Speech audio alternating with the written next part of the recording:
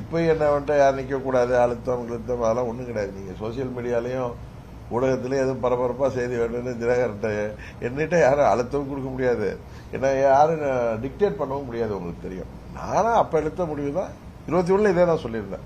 26 தேர்தலுக்கு மறுபடியும் ஏமாற்றி வர்றதுக்கு வாக்குறுதி குழுவெல்லாம் அமைக்கிறாங்க. இதெல்லாம் அது காரணம் அவங்க என்ன தைரியமா இருக்காங்க, கண்ணு கட்டியவரை எங்களுக்கு எதிரியே தெரியவில்லைன்னு சொல்றது அம்மாவின் தொண்டர்கள் பிரிந்திருந்தது தான் ஒரு முக்கிய காரணம். நீங்க ஒன்றாயிட்டோம். அதனால நாங்கள் உறுதியாக அவர்களை முறியடிப்போம்.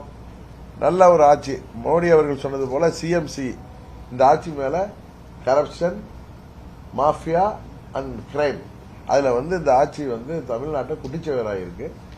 தமிழ்நாட்டை மீட்டெடுத்து மீண்டும் ஒரு பொற்கால ஆட்சியை, தலைவர் ஆட்சி மாதிரி, அம்மா ஆட்சி மாதிரி, மக்கள் விரும்புகிற ஆட்சியை, ஒரு சட்டம் ஒழுங்கு பராமரிக்கப்படுகிற ஆட்சியை, இந்த போதை கலாச்சாரத்தை ஒழிக்கின்ற ஆட்சியாக, போதை மருந்து புழக்கத்தை தடுக்கின்ற ஆட்சியாக, தமிழ்நாட்டுக்கு வேண்டிய திட்டங்களை எல்லாம் மாண்புமிகு மோடி அவர்கள் வழங்கி நாம் தமிழ்நாடு மீண்டும் முதலிடத்துக்கு வருவதற்கான முயற்சிக்கான ஒரு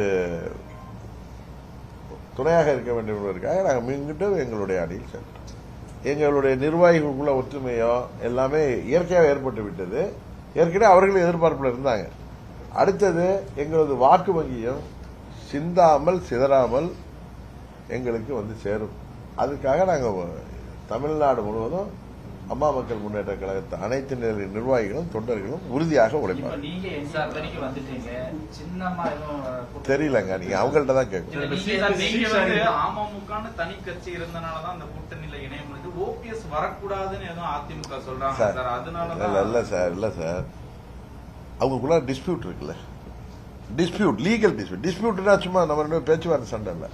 அவர் கிளைம் இருக்கு, கிளைமோட அவர் எப்படி போய் சேர முடியுங்கிறது அவருக்கே ஒரு தர்ம சங்கடம் இருக்குல்ல. அந்த டிஸ்பியூட் அது இன்னும் பேசவே ஆரம்பிக்கல சார். நீங்க தான் தொலைக்காட்சியில் எதை போட்டிருக்கீங்க, இன்னும் ஆரம்பிக்கவே இல்லை. அதெல்லாம் நீங்களா எதை வேணாலும் சொல்றீங்க, நானும் சிரிச்சுக்கிறது. எனக்கு பொதுவா சார், நான் இதை கொடுங்க அது கொடுங்க எனக்கு கேட்கிற சுவாபம் கிடையாது. ஒற்றுமையா இணைஞ்சிட்டோம்னு சொல்றீங்க சார்.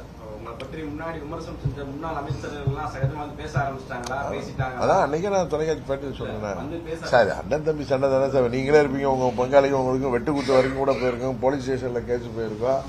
அதுக்கப்புறம் ஒன்னா ஒரு பிரச்சனையில ஒன்னா இருப்பேன், இல்ல ஒன்னா தானே இருப்பேன், எல்லாம் பேசுறதே மறந்து போயிடும். எங்களுக்கு நான் இருக்காது. அன்னைக்கு கூட நான் பல முன்னாள் அமைச்சர்களை அங்க மதுராந்தகம் பிரதமர் மீட்டிங் போயிருப்பேன். முன்னாடி இவங்கெல்லாம் கூட இருந்தாங்க என்னோட. டேவிட்